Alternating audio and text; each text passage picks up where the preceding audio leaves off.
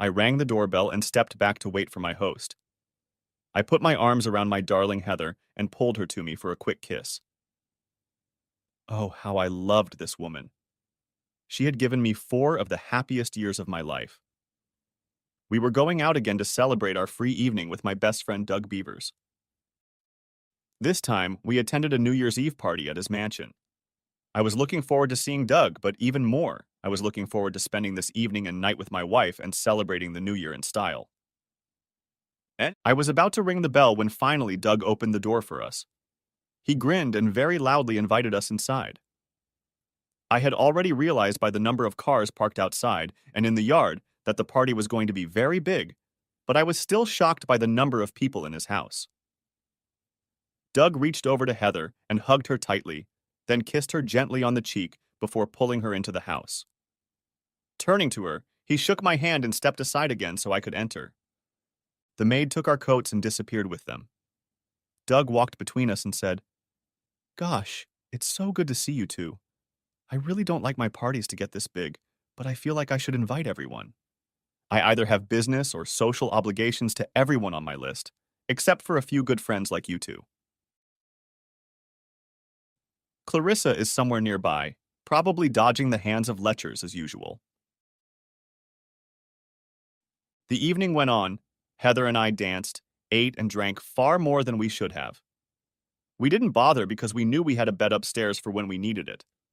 We were one of the few couples invited to spend the night, so we didn't have to drive drunk, hail a cab, or have one of us stay sober and act as the designated driver. I'm moderately successful in the investment business. Heck, I'm one of the top-selling brokers in my office and in the top quarter of brokers in the entire company. So I knew many of the people in the room.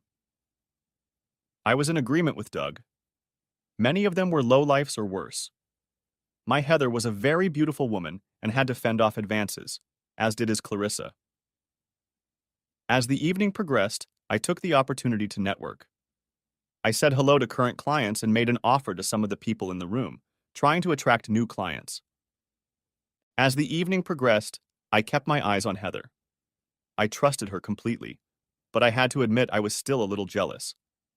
I kept a constant eye on her and occasionally took it upon myself to rescue her from men who I thought were trying to be more than just charming conversationalists. Every time I'd had to rescue her at previous parties, I'd gotten a smile and a tender kiss from Heather, usually accompanied by a quiet "thank you" or "thanks for saving me, honey" on her part. This evening was no exception. Many times I approached when I saw her trying to break free from the male and pull her away. I would get her gentle touch and smile, followed by a hug or a kiss on the cheek and a quiet "thank you." We talked for a while, danced or had a drink, and went our separate ways again. As the evening progressed, many people left, leaving only those who intended to celebrate the new year with our host. I began to notice that one particular man was following Heather, almost stalking her. He never took a step away from her and watched her constantly. I recognized the look in his eyes. He was hooked on her, completely in love with her, and took every opportunity to get his way. At first, Heather ignored him or even walked away.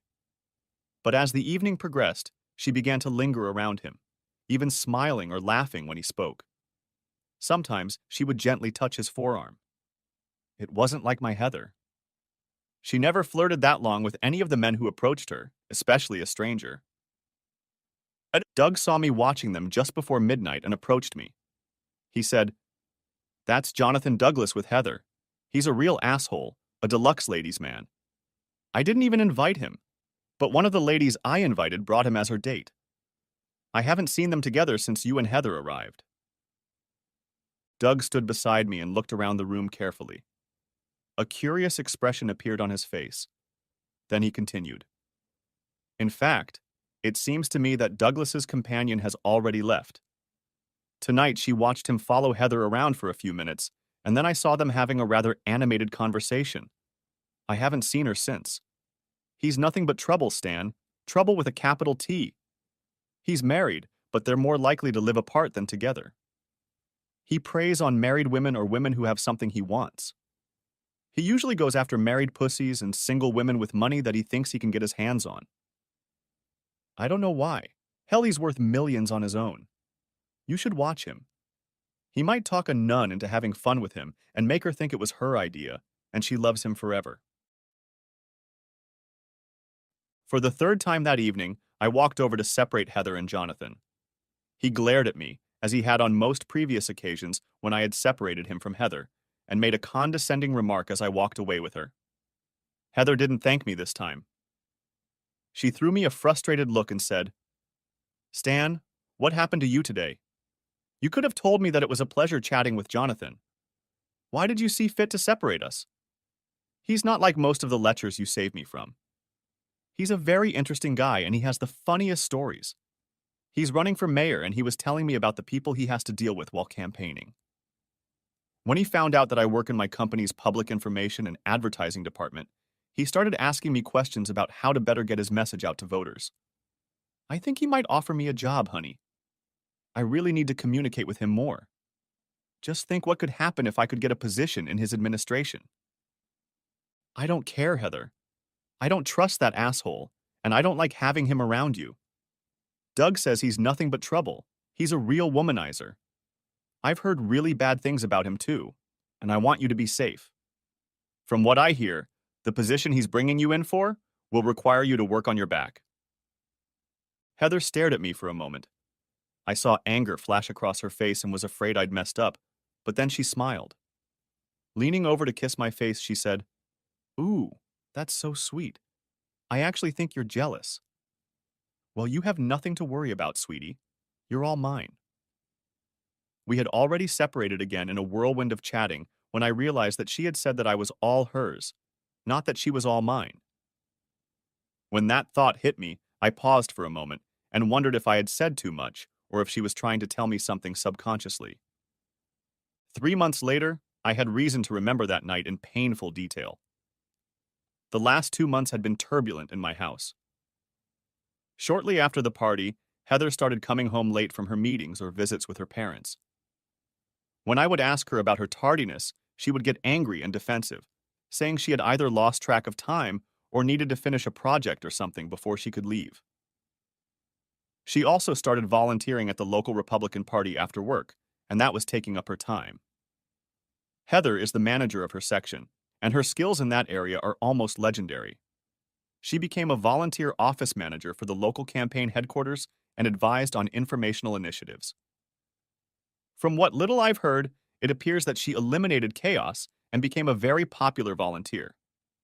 Like many cuckolded husbands who don't know cuckolds, when she began to leave our home more often, I began to notice that our sex life was suffering. I started getting rejected more often. Oh, she always had a reason, like she was tired, or it was too late, or we didn't have time, but the fact remained. One day I was talking to Doug about the recent problems in my marriage. He cast a concerned look at me. Finally, he said, "Stan, I'm getting worried. I may be the reason your marriage has gone down the drain. For the past few weeks, I've heard that Jonathan has found himself another married whore. Rumor has it that he met her at a New Year's Eve party, and we both know where he was and who he spent most of the evening with on New Year's Eve. Allegedly, she is also a volunteer in his campaign for mayor." I felt dizzy, and my breath hitched for a moment. Doug looked at me and continued talking. He said, "Stan, what's the matter? You went white as a sheet all at once." I sat looking at Doug, then said, "Heather started volunteering for the Republican Party at their office about an hour after work and on Saturdays. She always gets home late and refuses to talk about what she does. It seems that whenever I bring it up, she gets defensive and angry. The last few nights she gets angry if I approach her." Doug leaned back in his chair and pressed his lips together for a moment, then said, "Stan, I'm going to find out what's going on, and if... No, let's just say I intend to make him pay if he abuses my hospitality by starting an affair with my best friend's wife. I'd be pissed if he picked up any married woman at one of my parties, but abusing my hospitality by stealing your wife is even worse. I should have made him leave when his companion left, but I was too concerned with being a good host. If I have caused you trouble, my friend, I promise to make it up to the best of my ability." I suppose I should tell you a little more about Doug. He's my best friend. I'd trust him with my life. Hell, I'd trust him to room with my wife. He would never do anything to hurt me. We were closer than brothers. Doug is smart, probably much smarter than anyone I've ever met. We were both in the same class in high school. He was valedictorian, and I was barely in the top 10 in our class of 223. He took 1 year of college and decided it was a waste of time. He never had to study, missed almost every class, but still had a 4.0 grade point average. In the end, he just took a couple finance courses and then started teaching himself everything he needed to know about investing and finance. Of course, the reason he needed to learn about business and finance was because during his freshman year of college, he inherited a little over $70,000 when his grandparents passed away. Unlike most young people, once he received the money, he didn't squander it. He bought a better used pickup truck and invested the rest of the money in the stock market. He bought his first 2 stocks on the recommendation of a broker. Of course, they were taste and color, and the only people who made money on them were the broker and the brokerage firm. This made Doug very angry, and he began to study. He watched CNBC, read, and researched. He decided to open an account at a discount brokerage firm. He transferred all of his net worth into that account and started investing on his own. From the very first trade Doug made on his own, he started making money, much more than he did with the help of so-called experts. Of course, it didn't hurt that he started investing in the late 1980s, during the tech boom and dot-com craze. He got in and out of many stocks that were in great flux. No, he didn't make money on all of his purchases, but he managed to grow his capital exponentially. He had the good sense to get out when things got tough. He moved his investments into safer, more popular stocks and rode the market up with them. He bought Berkshire Hathaway at just over $17,000 per share and sold it when it reached $72,357 per share 3 years later. By then, he was a multi-millionaire and was in business with other people, either in venture capital mode or in other investments including real estate. I graduated from college and worked as a salesman for a restaurant chain for 4 years. I didn't like traveling and got serious about Heather, so I became a stockbroker. I managed a small portion of Doug's millions. He had given me some of his investments to manage when I started in the business. I suspected he did it to help a friend and felt guilty for doing so. I knew he didn't need me to advise and manage part of his portfolio and felt it was charitable. He convinced me that he needed me. His reasoning was twofold. First, he wanted some of his investments to be at different brokerages for safety. Second, he felt that someone in the business might find out about good deals or bad information about some of his companies before he did. No, neither of us thought for a second about what might be considered insider trading. But still, from time to time I found pearls of wisdom to share with him. We both prospered. He sent me many of his friends or acquaintances if they wanted to utilize the services of a full-service broker. I made money making deals for them. Doug didn't work outside the home. He worked 8 to 10 hours a day and very hard, but only for himself. He studied stocks, traded, and lived large on his own.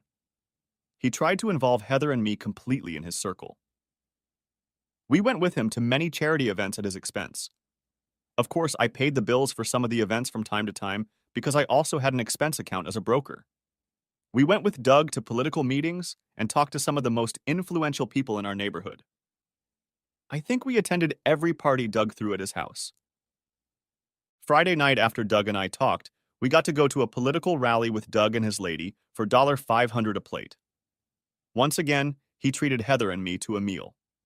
This time, for some reason, Heather was even more reluctant to go with us than usual. I'm afraid I insisted she come with me, and to this day I regret doing so. I suppose the train wreck our marriage was hurtling toward would have happened as soon as Doug's investigators watching Heather made their report, but at least I would have remained in the dark for a while longer. That dinner, however, was the beginning of the end for us. When we arrived, I saw that we had gotten into a dinner where the incumbent candidate for state senate was scheduled to speak in support of other state and local candidates. The money paid for the tickets went to the state Republican Party, although some of it was supposed to go to support local politicians. What I didn't know was that the guest of honor was to be a candidate for mayor of our fair city. Of course, It was none other than Jonathan "Asshole" Douglas. As we walked in, I saw Jonathan standing at the front of the room, smiling and chatting with several dignitaries. I felt Heather pull away slightly and turned around to see what was bothering her. She was standing there looking at Jonathan. Her face was shining like a woman in love. It was then that I suspected I had lost my wife. I said, "What?" I saw Heather flinch slightly and then smile weakly at me. "I'm sorry, honey. I just didn't realize who this dinner was for." She looked so guilty that I wondered if it was true, but didn't say anything. She must have known Jonathan would be there, since she worked part-time at campaign headquarters. Now I understand why she was so resistant when I insisted we come. I looked over at Doug and saw that he was watching our little conversation. He turned and looked at Jonathan, then smiled and put his hand on Heather's back.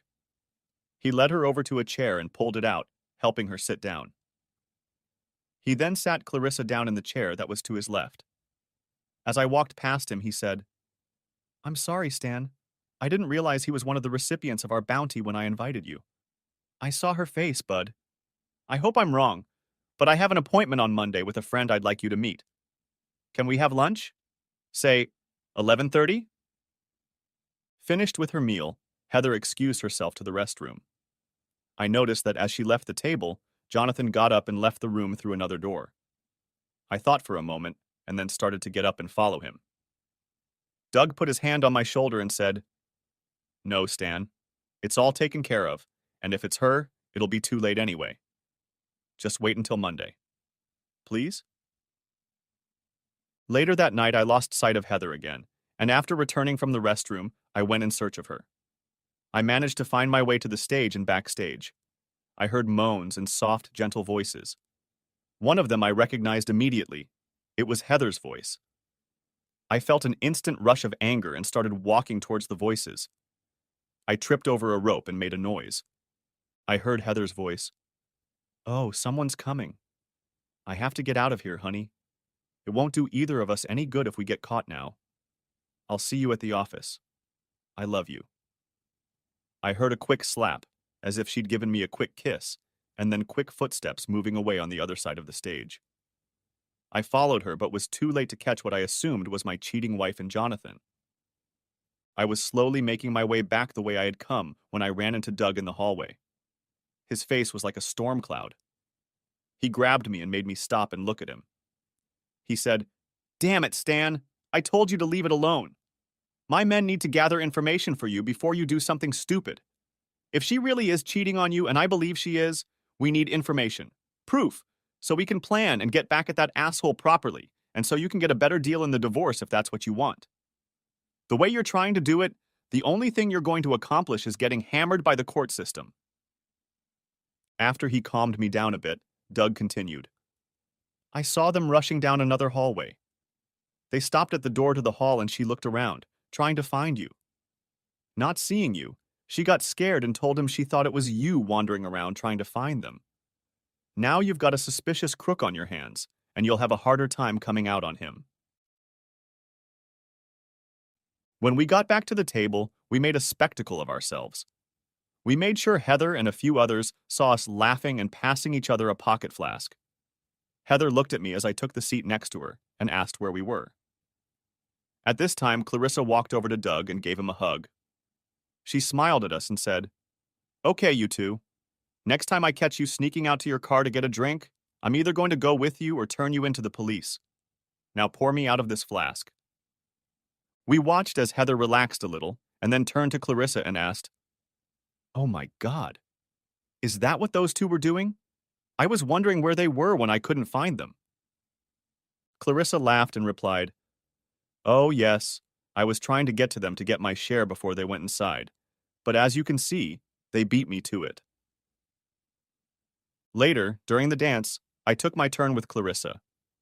She snuggled up to me, and once when I tried to turn around to look around the room behind me, she refused to follow suit. She kissed me gently on the cheek and said, "No, Stan, you really don't want to look there. Just dance with me and try to enjoy the evening.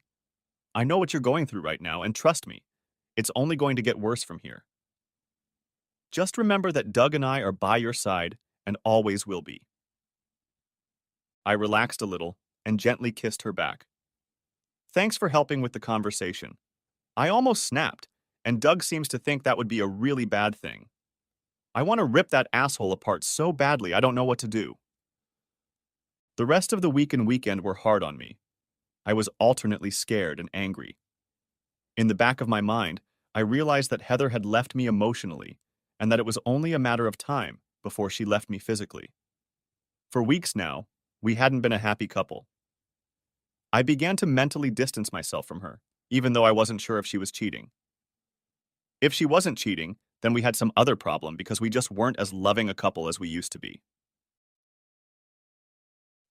Finally came my meeting with Doug and his friend. I was pretty sure his friend would turn out to be a private investigator. I was nervous and felt my stomach cramping.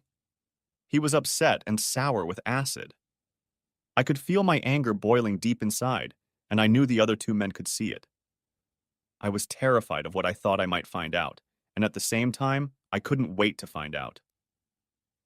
Doug stood up as I approached the table, shook my hand, and gave me a hug. After the greeting, he introduced me to his friend Simon Hobbs, who happened to be an investigator. We sat for a minute studying the menu to order our food. The waitress jumped up and took our order, whereupon Doug said, "Why don't we get the unpleasant business out of the way first?" He looked at his other guest, then at me. The private investigator reached into his briefcase and pulled out a large envelope from there. He held it out to me and said, "We've been following your wife and Mr. Douglas at the behest of Mr. Beavers. The surveillance continued for 20 days from the time we were hired until last Saturday evening. During that time, we found that they dined together daily, except on Sunday, when she seemed always to stay home. Their lunches were scattered about the city, but always took place at good hotels, after which they went to a room rented by Mr. Douglas's campaign. On 8 different occasions, we managed to get into the room by posing as a room service waiter. In all 8 cases, the bed was used. Photographs of the room and subjects are included in the report. We also made an audio recording of each encounter by placing a microphone under the door of the room. The subjects entertained themselves on each hotel visit during our surveillance. Many days we documented inappropriate contact at or after the campaign headquarters. We have photos of subjects doing this 3 times at the campaign headquarters, and once when they attended a party at a local bar with friends and supporters of Mr. Douglas. Perhaps the best, or at least the most damaging thing we came across was when Mr. Douglas used your wife to get the support of the Municipal Employees Union. They met with Union President Stephen Negrano at the Gentlemen's Club. He seemed to be very attracted to your wife. We have photos of her sitting on his lap. My operative was able to get close enough to record the conversation. Listen to this portion of the recording, and then we'll continue. Simon placed a small laptop on the table and began playing the snippet from the DVD. He said, "You will receive a copy of this DVD in your report, but I wanted to discuss this incident with you before we cut our meeting short. My operative was very excited about this information, and I think your attorney will be as well." Doug and I leaned forward and watched and listened to the ensuing segment. During the session, Heather was sitting between Jonathan and Stephen. Both men leaned over her to talk, and Jonathan's hands were wandering. We could hear Heather asking him to stop, but he told her, "Now, Heather, I feel, and you know how much you like what we're doing. Just relax and go with the flow. It's not like there isn't something like that going on in this club." When he stopped talking, Jonathan leaned over to Heather and kissed her. Stephen looked at Jonathan and said, "Jonathan, I think you know what you need to do to get the union's approval. I want to spend the weekend with this lady. If I get that, I'll be sure the union will support your candidacy." Heather tensed and tried to rise, hissing, "No, that will never happen. Now let me go." Stephen only looked at Jonathan and raised his eyebrows. Jonathan swallowed and leaned over to Heather. He said, "Honey, we really need that approval. Please just go with it and help me with this. It will help secure our future, and besides, it's not like you've never made love before. Just tell your asshole husband you have a meeting this weekend." In the video, Heather looked shocked and resisted for a moment longer, and then we saw her relax. We saw her cheating. About this time, the club manager approached the table. He looked at Heather, then at the men on either side of her. He looked nervous and stuttered as he spoke. Please, Mr. Negrano, there's a lot I haven't done for you, but I've been informed that you and the boys have become too conspicuous. Lieutenant Jones told me that the chief has asked some of his detectives to come to the club and try to stop displays like you and the lady. If they catch us doing stuff like that, they'll lock me up. Could you take this to one of the back rooms or the hotel? Please, sir? This business is all I do for a living. Stephen laughed and looked at one of the large men on the other side of the table. He said, Hey, Ralph, would you toss Joe a couple thousand for his trouble? Me and the little lady are going to the DoubleTree for the weekend. Organize it for me, will you? Organize it like a union leadership meeting like we usually do. I felt myself getting even more upset and started to rise. I growled, That lying bitch? She wasn't here last weekend. She called me Friday night and told me she had been assigned an urgent damage repair project for her employer and was flying out to San Francisco. Doug and Simon grabbed me and pulled me back to my seat. Simon said, Please hold on, sir. I want to fast forward and show you one more clip, and then we'll let you read the report yourself. We have some ideas about this that I wanted to talk to you about, but I thought you might want to watch the DVD before we discuss them. Now my operatives stopped filming at the club and called for backup. My operatives managed to get ahead of Stanley and made their way to the DoubleTree Hotel. After the thugs checked him into the hotel, he and Heather went to the bar for a few drinks. My operatives followed the thugs to the suite in the hotel uniforms we had purchased. When they opened the door, my men followed them. After the thugs finished checking out the suite, my men began arranging pillows, flowers, and other decorations. Simon smiled and continued. The older man even sent his assistant to get fresh flowers and champagne so they would have an excuse to wander around the suite longer. We managed to set up some cameras and microphones in the main room and 2 bedrooms. By the time your wife and Stanley returned to the room, they were both intoxicated. The cameras captured that footage, among other things. Simon started playing the DVD on his small computer again. Heather and Stanley went into the room and closed the door. Next, they went into the bedroom and got on with it. After that, Simon turned off the computer. He looked at me and said, Your wife stayed in the hotel room until checkout on Monday. During that time, she had fun with all the senior managers of the Municipal Employees Union, as well as Stephen. We heard about plans to use union money and union workers' salaries to support Jonathan in the mayoral election. Late Saturday night, Jonathan visited the room and he, the director, and Stephen entertained Heather almost all night. We have pictures of this, as well as footage of them planning to misuse city funds if Jonathan is elected. We also have pictures of Senator Nussbaum and 2 judges having fun with your wife and Jonathan Douglas. Records show that he traded her favors for their endorsement. The investigator looked at me for a moment before continuing. He said, During your attempt to catch your wife and Mr. Douglas at the election dinner, they were about to do it on stage. He was just starting to do it when she heard you and made him stop. That's when they ran away from you. We have pictures of what happened there. It would have been better if you hadn't intervened. Pictures of the action in that place would have been very damaging. We were going to shoot with the crowd in the background. At least you didn't get caught and make a scene that would have further damaged your efforts to end things on a favorable note for you. We have provided you with a copy of the entire case, sir, and will provide it to your attorney if you wish. Our investigation fees will cover any testimony in court if required. However, I would recommend continued surveillance for possible criminal prosecution. I know this is usually handled by the police, but if we provide them and the FBI with documentation of misuse of campaign funds and conspiracy, they will take our charges more seriously. Besides, if you file for divorce and your wife ends up in jail, you'll get a better settlement. Even knowing this was going to happen, I have to admit that I was upset and shocked. I couldn't believe the depth of disrespect my wife had shown during the time she was under supervision. Documents showed that she thought she was in love with Jonathan. They were actively discussing how and when she would leave me. She talked excitedly about the position she had been promised in Jonathan's administration if he was elected mayor. Perhaps what shocked me the most was her willingness to spend the weekend at the DoubleTree and the activities she did there for her lover and his friends. I always knew Heather was driven to succeed in her career and admired by powerful people, but I just couldn't believe that she was willing to go to any lengths to get her way. I became almost physically ill. I had hardly eaten anything, and I noticed that Doug hadn't either. After the investigator left, we had a few drinks each. We were both quiet for a while in thought before Doug said to me, "Stan, I'm sorry I ruined your marriage. I hold myself completely responsible for your troubles, and I intend to make it up to you. I know I can't undo what I've allowed to happen, but I intend to do the best I can. I will find you a good lawyer if, no, nothing, for the divorce. I'll give you any other support you need until you're back to the way you were before, as much as possible." I pushed away from the table and looked at Doug. I said, "Well, get busy finding a lawyer." I was almost ready to give her an ultimatum.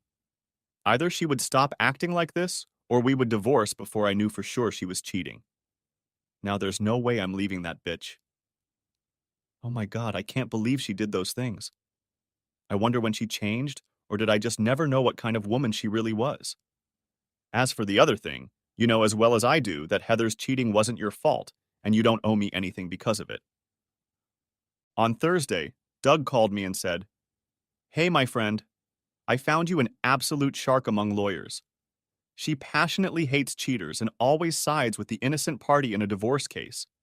She has a real hatred for public personas and businessmen who use their status and position to cheat on women. If you play this outright, you can not only dump Heather and keep most of your assets, but you can also get your pound of flesh from Jonathan." Doug gave me the name and phone number of a lawyer he recommended. I called her in the afternoon to arrange a consultation. When I told her assistant who I was, she replied that they were expecting my call.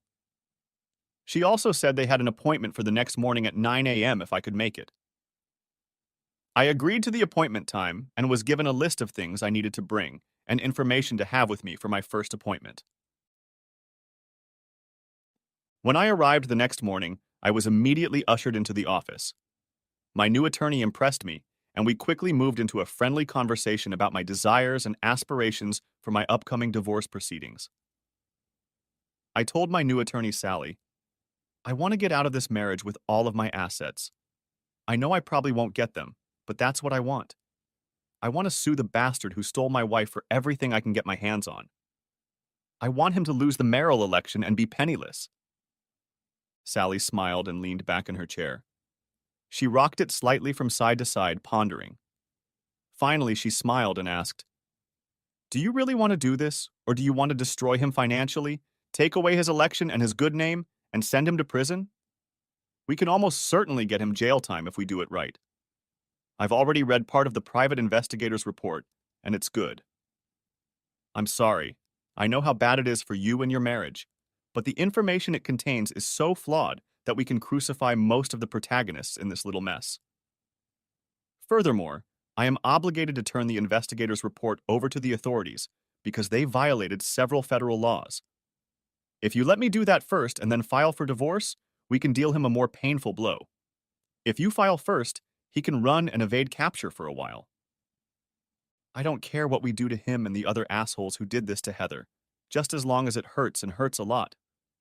I know Heather is guilty of all of this. From what I saw when he first met her, he was the aggressor. He stalked her until she succumbed to his charms and climbed into his bed. It takes two to tango, you know. She always wore rings, so he knew she was married. In fact, I heard them talking on tapes about her stupid husband and planning what to do to me when it was time for the big breakup. Sally and I worked through all of her issues, and I made a decision. I told her to prepare and file divorce papers immediately. Sally and I also agreed that the private investigator's report should be immediately turned over to the FBI so they could begin investigating campaign law violations and misuse of union and city funds and positions. Sally suggested that I go with the bailiff when Heather was served with the subpoena and threatened to sue Mr. Douglas. She said, "If he operates the way most politicians and powerful people do, he will either threaten you with physical harm, fire you from your job, or threaten a countersuit. If you hold firm, I expect him to offer to secretly negotiate with you to pay you off. In that case, depending on where he gets the money, we could prosecute him for even more campaign law violations. As sleazy as many people in public office are, I expect him to try to divert campaign funds to pay you off. Sally reached into her desk drawer and handed me a small microphone and recorder. She said, "I want you to carry this with you at all times and keep it on. Hide the microphone in your hair and the recorder in your car. The range of the transmitter is about half a mile. If your car is out of range of the transmitter, this little microphone can record up to 6 hours of conversation. The device will download any saved recordings as soon as you are within range of your car.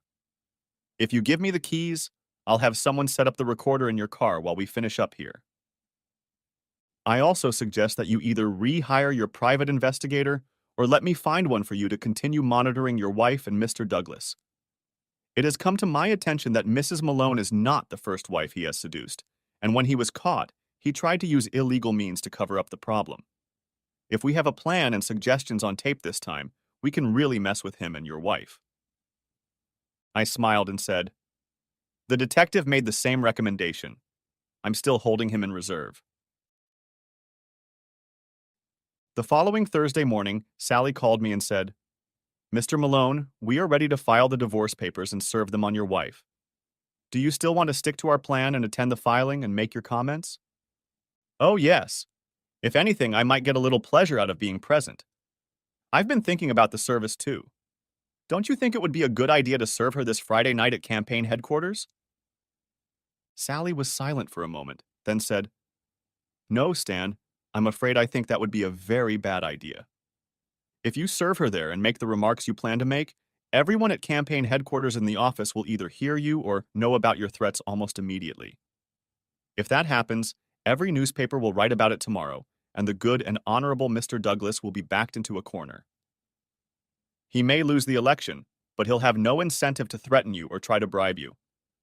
I suggest you postpone applying to her until she is alone or with him alone." "Okay, I think I see where you're going with this. Why don't we just follow them and see if they go out alone tomorrow night? Heather doesn't usually get home until almost midnight on Fridays. I think the private investigator's report said that they usually spend some time alone in a hotel room on Friday night, usually the same one they used on Friday at noon. Can we just serve them a summons in their room and possibly catch them in the act?" Sally agreed to have the bailiff, and I interrupt their rendezvous in the hotel room Friday night. When I entered my office, there were 2 men in suits waiting for me. They introduced themselves and said they wanted to discuss how I would handle some funds for their widowed mother. I smiled and invited them into my office. After I closed the door, they approached me and showed me their identification. They were from the FBI and wanted to discuss my interest in Jonathan. They were working on a case based on the material my attorney had already handed over. When the 2 gentlemen learned that I intended to go with the bailiff and record the procedure, they also asked me to wear one of their devices to record the conversation. This request alarmed me, as I wondered how this would affect my plans to get some questionable money from Jonathan, my payoff, if you will. But I couldn't think of a good reason to turn them down, so I agreed to wear their wire. That night, we all followed the 2 oblivious lovebirds from campaign headquarters to the hotel. They left headquarters at 7 p.m. and were in the room by 7:30. There were so many of us that it was like a convoy. I was even afraid we would be identified. After they got to the hotel, we gave them almost an hour of time. I had thoughtfully brought my camera with me to capture this stretch of time for posterity. I'm not usually interested in home movies, but in this case, I made an exception. We were just getting ready to knock on the door when we received a gift from God. We heard the elevator door open, and out stepped a waiter carrying a cart of dishes. He walked up to the room and looked at us with a questioning expression on his face. I smiled and pointed to the door and then said, "Come in, be our guests." We didn't realize we were interrupting Mr. Douglas's dinner. We'll be right back. The waiter smiled and said, "Okay, no problem." He knocked on the door, and when the asshole asked who it was, he said, "Room service." The door opened and our friendly waiter entered the room. The process server and I stood back and waited for the waiter to leave. When he opened the door to leave, I moved over so it wouldn't close. The process server and I then quietly entered the room. We stood in front of the door for a moment so we couldn't see the two crooks. We waited until Jonathan and Heather started dinner before we fully entered the room and saw them. When we entered the room, I was a little ahead of them. I was shocked, appalled, and heartbroken at what I saw. I know I shouldn't have done that since I saw the private investigator's report, but I was shocked. There is something different about seeing the tape and seeing it in real life. From the looks on both of their faces, they were in seventh heaven. Finally, I nodded to the server, and he walked into the room. He asked, "Are you Jonathan Douglas and Heather Malone?" Heather shrieked. Jonathan let out an oath and angrily stood up. He growled, "Yes, asshole, you are, and I advise you to get out of my hotel room immediately. How did you even get in here?" "Well, sir, your room service waiter let us in as he was leaving. Didn't you hear us ask if we could come in?" "I was sure you had invited us in." The server walked further into the room and handed Heather the divorce papers. He said, "You have been served." I walked further into the room and Heather finally saw me. She said, "Stan, damn you. What are you doing here and what is this divorce? If you don't call off this madness, you'll have nothing, I'll have everything." "No, Heather, you won't do any of that. In fact, if you know what's good for you, you'll just sign the papers and accept the agreement I've offered. When I'm done with you, I'm going to get my pound of flesh from this lover. I'm going to sue him and his campaign for mental abuse and alienation of affection. I'm lucky we live in one of the states that still allows such lawsuits. Of course, as a bonus, this could affect the election. Roughly speaking, you've been screwed, and now you're going to get screwed big time." Heather didn't even try to go home that night. In fact, I didn't see or hear from her until the following Wednesday when she called me at work. She didn't even try to apologize or make small talk. When I picked up the phone, she started talking. She said, "Jonathan and I want to meet with you about this mess. We have reserved a meeting room at the Doubletree Hotel for this evening. We want to get this mess over with so we can move on. We look forward to seeing you at 7. I received no response. I wasn't asked if I could make it to the meeting. I was simply told to show up. I called Sally and told her about the phone call, then called my contact at the FBI. Sally told me to be sure to attend the meeting, as did the FBI. Sally said she would be there with me. The FBI also said there would be people around to help if there were any difficulties. Arriving at the hotel, I asked where my meeting would be held. The receptionist directed me down the hall to the smallest of the meeting rooms. When I arrived, there was a very large man standing at the door. I started to walk in, but he stopped me. "There is a private meeting going on in this room, sir." "Yes, I know. I'm Stan Malone, and I'm supposed to be there." After checking my ID, he knocked on the door. It opened slightly, and he said, "Mr. Malone is here, sir." I didn't hear what was said, but the door closed. The guard turned to me and said, "I must search you, sir. Would you mind turning your pockets out into the tray?" After I turned my pockets out, they started searching me. I started to get angry and demanded an explanation as to why I was being searched. The thug grinned and said, "Well, sir, people have been known to try to take down political figures, and Mr. Douglas doesn't want to take any chances." I strongly suspected that I was being searched for a tape recorder or wiretap, but I didn't bother to ask.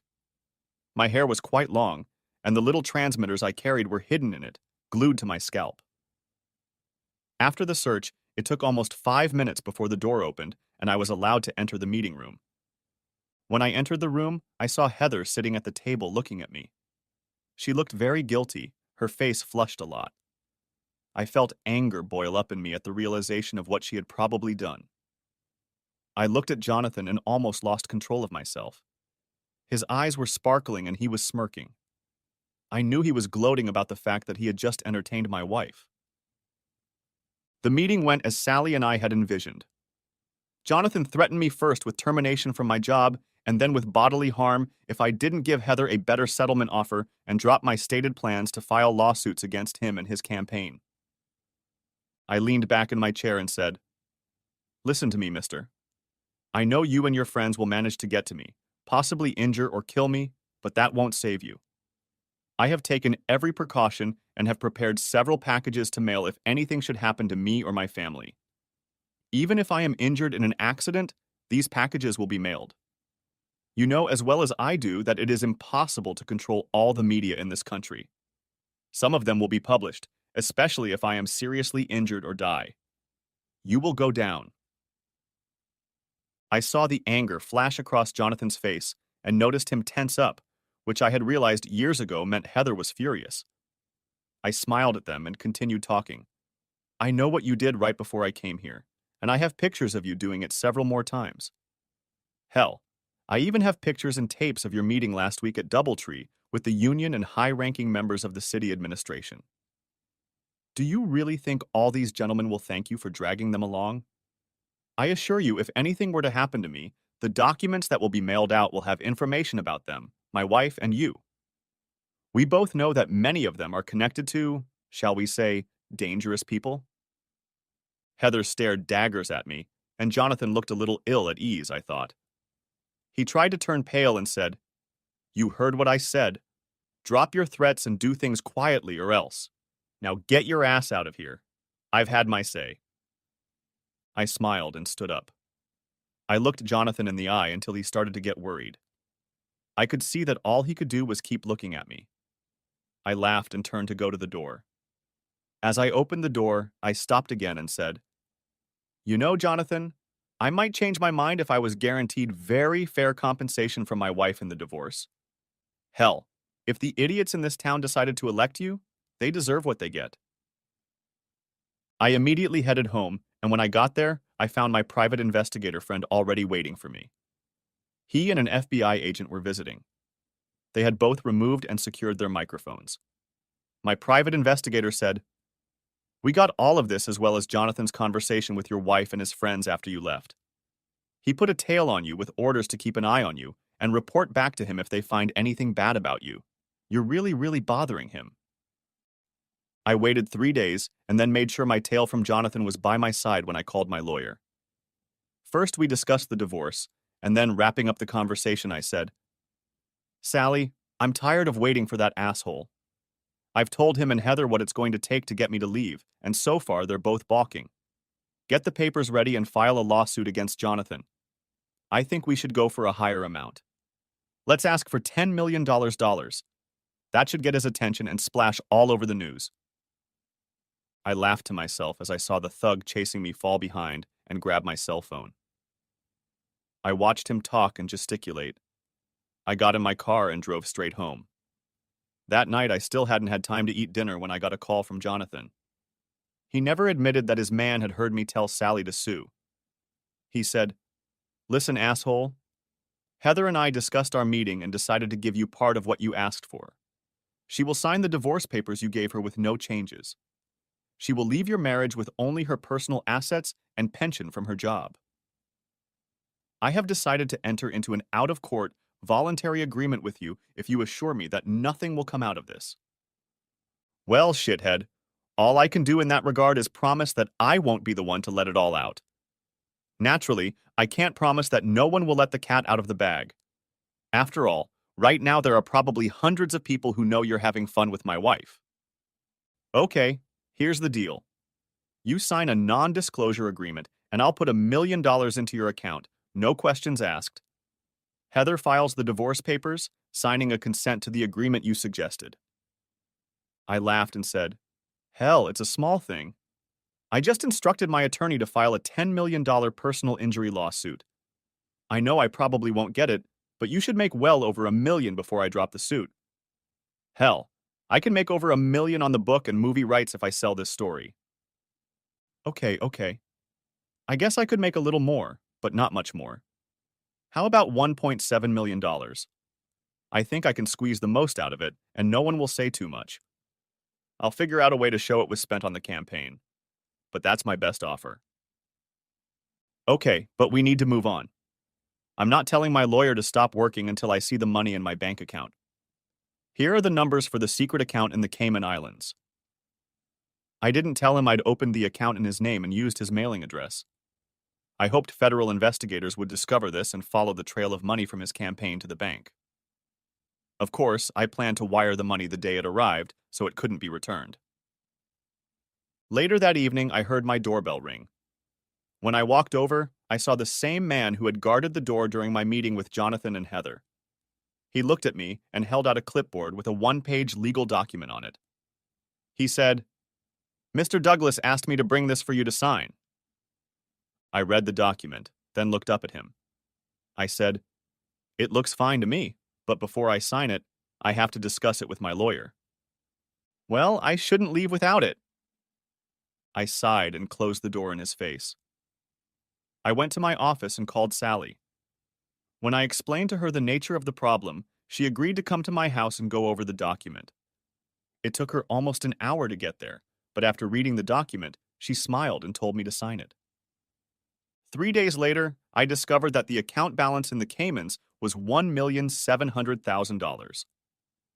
That same day, I received a call from my attorney informing me that Heather had returned the signed divorce agreement and it had been filed with the court. Since the divorce was uncontested, it should be finalized in 30 days. I had already transferred the money from my account in the Caymans in case this asshole tried to get it back.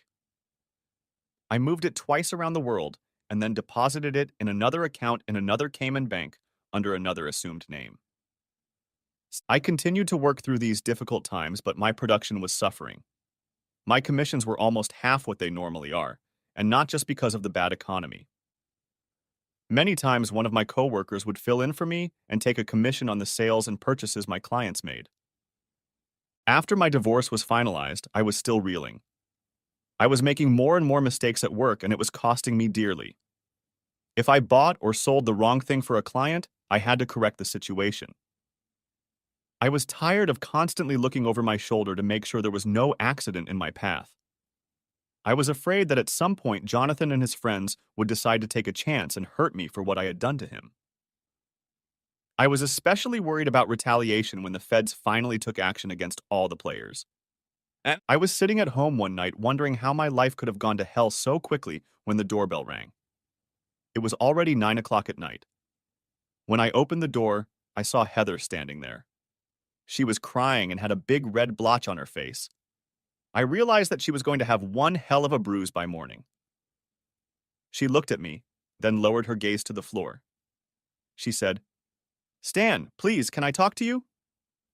I almost told her no and slammed the door in her face, but then I decided to see what could have motivated her to come to me to talk. I stepped back and invited her inside. Without saying a word, I simply led her back into the room and sat down in a chair. The security cameras were still running, and I wanted to talk where the image would be better. I guided her over to the couch so the cameras would be more comfortable filming her. Heather sat there looking at me, crying silently. Finally, she said, "Stan, I know it's too late, but Heather took a deep breath and continued, "I want to apologize to you for what I did to us. I knew better, but somehow that bastard broke through my defenses. You know how much I love to flirt and how much I want to succeed. Somehow he knew which of my buttons to push, and I fell madly in love with him. It was like he was a perfect match for me, and I just couldn't say no to him. I was so caught up in the high-profile job he promised me after the election if I helped him that I lost sight of us." Heather was crying loudly now. She looked at me and said, "Do you know how mad I got at you on New Year's Eve when you tried to break us up? Oh, Stan, you were already too late the last time you pulled me away from Jonathan. We just got back to the room from one of Doug's bedrooms. That bastard talked me into having fun with him a little less than 3 hours after I met him. I'm so sorry. It only took 3 weeks of running around behind your back before I was convinced I had to be completely in his camp. He promised to divorce his wife and marry me after the election. He told me he couldn't file for divorce sooner because it might cost him the election. I fell in love with the idea of being married to a mayor and later perhaps a senator or governor. After the trouble you caused, I began to feel like Jonathan was distancing himself from me. This evening at the office, I caught him in the storage room with one of the young female students who were volunteering. You were right as always, Stan. He was filling her head with the same nonsense he did to me. He promised to leave his wife and marry her as soon as the election was over. I confronted them, and he laughed at me. He asked me what made me think he would marry an old, shabby whore like me, especially one who cheated on her husband. He said that if I was nice to him, he would keep me around, and I could live happily ever after as his social secretary. He laughed at me and said I could entertain some of his more important clients like I had done in the past. His new whore laughed at me and I slapped him. Then he slapped me. Stan, I know it's too late for us, but I want you to know that I finally get it, and I want to apologize for what I did to us. To you, really. Stan, if you could find it in your heart to forgive me, I would love to be together again. I knew I had a good man, but there was something about Jonathan that I couldn't resist. I got so excited at the thought of possibly living the big life with him that I lost all reason. Heather stared at me for another moment. I watched silent tears flow down her cheeks. Finally, she smiled hesitantly, stood up, and walked over to my chair. Leaning forward, Heather kissed me gently on the cheek and then ran out of the room and out of the house. I sat in shock for another moment before I walked to the door and watched her car drive away. I sighed and thought, how I wished she'd come to her senses before spreading her legs in front of that asshole and his union and government supporters. I turned and walked back into the den. After a few days, I couldn't take it anymore. I needed to get away from all the memories and pain. I put my house on the market and hired a real estate agent to find me another one without those memories. I hired a crew to assemble the furniture and send it to storage. I hired another crew to clean the house and another to take care of the yard. From time to time, I contacted Doug or Sally. They said the feds were keeping the investigation under wraps in case the police turned out to be corrupt as well. It was agreed not to mention my name in the investigation and not to use the information given to Sally unless absolutely necessary. Sally told me that the feds had found enough evidence of corruption and were willing to honor that agreement. Almost 6 weeks after I decided to sell my house, I woke up to a special news bulletin being shown on all the national news programs. The feds had arrested everyone involved in Heather's use of Jonathan. They were indicted on numerous charges, including misuse of funds, corruption, malfeasance in office, campaign violations, and racketeering, among others. Jonathan was arrested for misuse of campaign funds, improper acceptance of donations in excess of what is allowed by law, and selling the rights to appointive positions in his presumed future administration. Unfortunately, or maybe fortunately, Heather was also arrested for some violations. I called Sally as soon as her office opened that morning to see if she could shed any light on the subject. All she knew at that point was that the information had been leaked by someone other than me, so it looked like Jonathan and his payoff would be clear to me. Of course, he couldn't get the money back, but if he sued me over the non-disclosure agreement, it's possible, even likely, that I would have won, because the FBI and the news service attributed to 2 campaign staffers the tips that started the investigation. I hope I wasn't suspected of denouncing union officials. I didn't need a visit from unreliable characters in the middle of the night. I smiled to myself, remembering how I tried to discreetly slip incriminating notes and documents into the piles of papers some of the workers were handling. I had done this many times when I was supposedly in the office looking for Heather. Finished talking to Sally, I leaned back in my chair and smiled. I had gotten my revenge on Jonathan and freed myself from the cheating whore at no cost other than attorney fees. In addition, Jonathan's generosity had made my life $1.7 million better. I was now able to find a decent woman to marry and start a family. The end. Thanks for watching, I hope you enjoyed it. So subscribe to my channel and watch the next video.